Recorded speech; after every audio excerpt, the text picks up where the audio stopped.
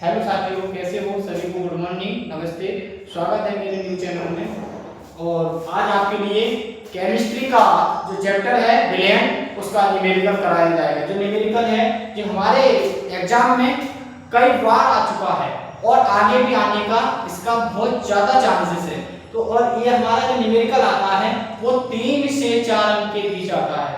इसके लिए हम इसे डिस्कस करते हैं और बहुत शॉर्ट तरीका से करते हैं, जो कि आपका एक भी नंबर काट ना पाए कोई भी।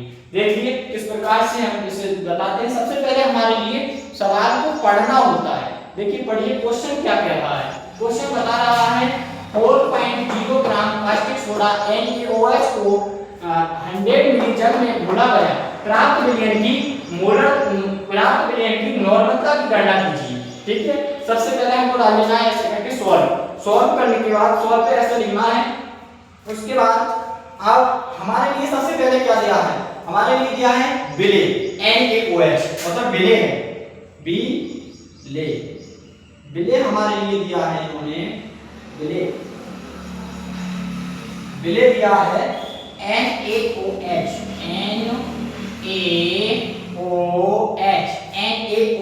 विलेय का द्रव्यमान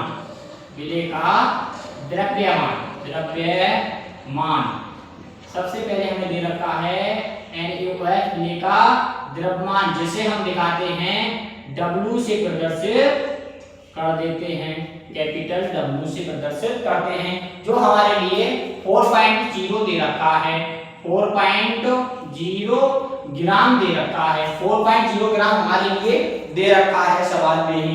अब हमारे लिए क्या करना होता है? विलयन होना होता है। विलेय और विलयन तो आप समझते ही होंगे, इतना तो आपको पता होगा, लेकिन आप नहीं है तो पीछे मेरी वीडियो देख लेना, तो उसमें बताया गया है। इसमें करना क्या होता है? सबसे पहले हमें करना होता है विलयन। विलयन कितना दे रखा है? देखिए विलयन दे रखा है। विलयन हमारे लिए विलयन जो है हमारा विलयन का आयतन विलयन का आयतन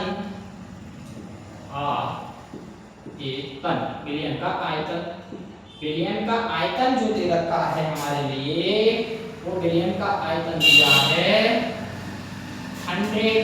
इसे हम विलयन के आयतन को किससे प्रदर्शित करते हैं? B से कर देते हैं। आप जानते होंगे इसे, तो B से करते हैं प्रदर्शित। और ये दे रखा है हमारे लिए 100 मिली, 100 मतलब 100 ml में लिखते हैं, ml लिखते हैं। ठीक है, ml लिख सकते हैं।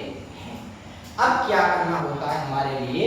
सबसे बड़ी प्रॉब्लम होती है कि हमारे लिए NaOH, जिसका हमें अणुभार ज्ञात करना होता है, और जो काफी साथियों पे नहीं आता होगा। तो इससे देख लीजिए, क्योंकि इससे आपका ही फायदा है। इसे मैं डिटेल में बताऊंगा, जो कि आप किसी बड़े से बड़े का अणुभार निकाल सकते हैं। इतना शॉर्ट तरीके से मैं आपके लिए बताऊंगा। देखिए कैसे करना होता है हमारे लिए।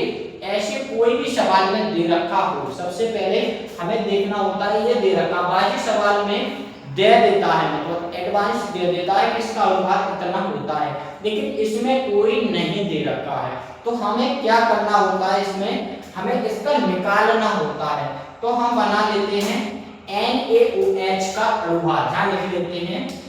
देखो पॉइंट डाल के लिखिए, कोई दिक्कत नहीं है। ऐसे पॉइंट डाल लीजिए, पॉइंट डाल लिया। इतना बढ़िया करके कॉपी में लिखोगे उतना अच्छा नंबर आपका आएगा। वो आपके ऊपर डिपेंड करता है कि आप किस प्रकार से लिखकर उनको समझाना चाहते हैं। ठीक है, अब NaOH सबसे पहले डाल लेना होता है हमारे लिए NaOH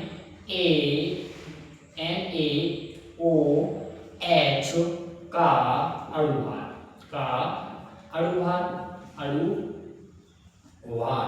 अणुभार सबसे पहले हमें ज्ञात करना है इसका अणुभार। तो अणुभार हम कैसे ज्ञात करते हैं ये देख लेते हैं। किसका करना है? NaOH का करना है। अणुभार को किससे दिखा देते हैं? तो हम इसे M से भी प्रदर्शित कर देते हैं, नहीं कहीं पर हम EB लगा लेते हैं, तुल्यांक की बोलता है। ठीक है, क्या करना होता है? अब इसमें यहाँ पर कर लेते हैं। तो NaOH यहाँ पर लिख लेते हैं, कोई जरूरत वैसे नहीं है NaOH आपको समझाने की तौर पर। तो Na का तो आपको पता होगा, अगर पता हो तो बताना, कमेंट में बताना NaOH का रोला कितना होता है। देखिए मैं बताता हूँ, नहीं तो NaOH का समझिए। देखो N पर चार्ज जो होता है हमारा वो होता है 23, इसे बोलते हैं 23 होता है। और इनको ऐड करना होता है हमारे लिए, O पर जो होता है वो 16 होता है, मतलब 16 प्लस 1 होता है 1। ठीक है, हमको इनको ऐड कर लेना होता है।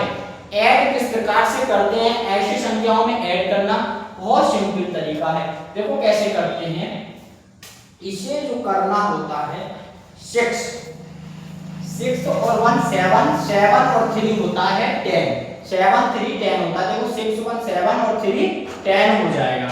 तो यहाँ पर कर लेते हैं, यहाँ हो गया 10 का सीपर। ठीक है, एक कैरी का आ गया यहाँ पर। ठीक है, कैसे जोड़ते हैं, 1 और 3, 1 और 2 3 हो गया, और एक कैरी का तो यहाँ हो गया हमारा 4, मतलब कुल मिला के ये हमारा हो गया 14।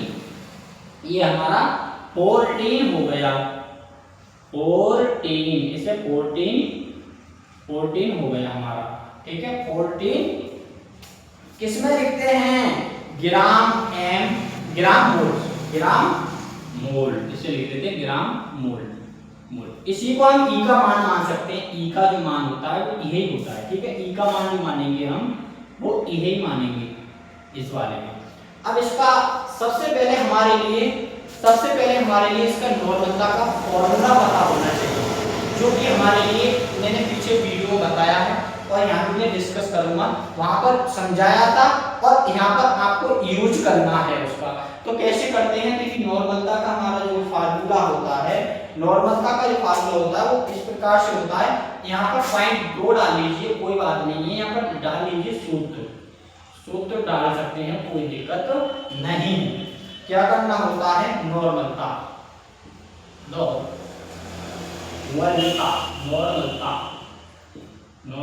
ऐसी रहने के लिए यहाँ कोई दिक्कत नहीं है, सूत्र डालो न डालो कोई दिक्कत नहीं, ऐसे डाल देते हैं। ठीक है, नॉर्मलता का जो फार्मूला होता है ऐसे ध्यान रखना, कोई दिक्कत नहीं है, और डालो तो डाल देना, कोई टेंशन भी नहीं है उससे। और इसे हम प्रदर्शित करते हैं एन से। ये बोल रहा है हमारे लिए, बोल रहा है नॉर्मलता एन का मान ही हमें ज्ञात करना है। ठीक है, एन का मान इसमें हमारे लिए ज्ञात करना है। तो नॉर्मलता है जो एन से प्रदर्शित कर सकते हैं, नॉर्मलता के लिए हम एन से प्रदर्शित करते हैं। अब इसको एन बराबर लिख सकते हैं हम, एन बराबर कैपिटल W, मल्टीप्लाई का चिन्ह लगाते हैं, जहां लिखते हैं 1000, मतलब 1000 होता है। ये तो मेरे सभी साथी जानते होंगे, इससे तो सभी साथी जानते होंगे। ठीक है, अब ई हो गया, यहाँ पे होता है ई, मल्टीप्लाई का निशान लगाइए और यहाँ पर लिख दीजिए, सॉरी यहाँ पर होता है वी आइकन, वी एम, क्या लिखा इसमें लिखा था ML। ठीक है, ML में नापते हैं इसके लिए, तो किस प्रकार से करते हैं, देखिए इस ML में नापते हैं तो n का मान जो होता है, n का मान जो होता है उसमें हम लगाते हैं n बराबर, लिख सकते हैं n बराबर 4.0, मल्टीप्लाई का निशान लगाते हैं और इसमें 1000 कर देते हैं, मतलब 1.0 गुणा 1000 हो जाता है, और इसमें करना होता है इसके बटे में आ जाता है ये।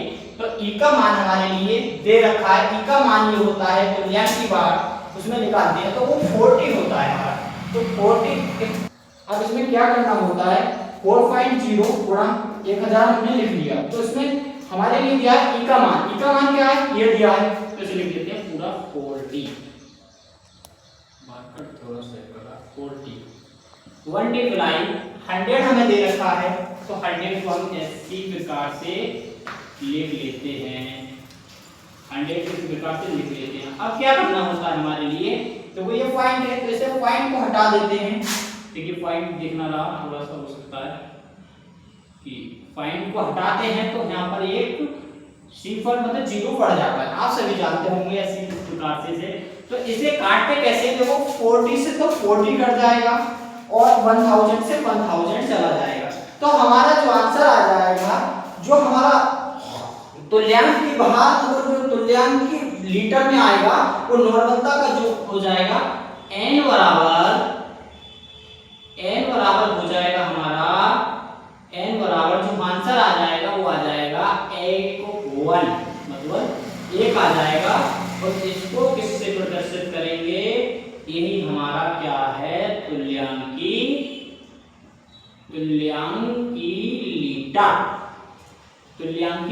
लीटर। देखो गाइस, वीडियो अच्छी लगी हो तो एक प्यारा सा कमेंट करें और वीडियो को लाइक करें, चैनल को सब्सक्राइब करें। जिस प्रकार से आपको ये ऐसे न्यूमेरिकल इस प्रकार के मैं कराता रहूंगा कंटिन्यू, आपको मिलते रहेंगे और स्क्रीनशॉट कर लीजिए, इससे आपको काफी हेल्प मिलने वाली है। ठीक है।